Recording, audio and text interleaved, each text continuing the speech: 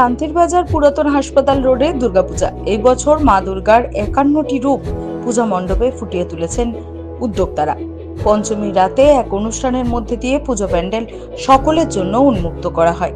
এই উদ্বোধনী অনুষ্ঠানে পুজো কমিটির উদ্যোগে এলাকার 51 জন মাতৃশক্তিকে সম্বর্ধনা প্রদান করা হয়।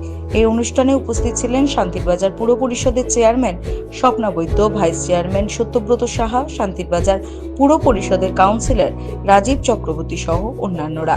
শান্তির বাজার পুর পরিষদের ভাইস চেয়ারম্যান সত্যব্রত সাহা পুজো কমিটিকে এই ধরনের অনুষ্ঠানের আয়োজন করার জন্য ধন্যবাদ জানান।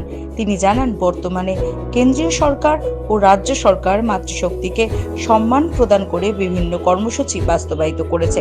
মহিলাদের সশক্তিকরণের প্রতিনিয়ত কাজ করে যাচ্ছে কেন্দ্রীয় সরকার।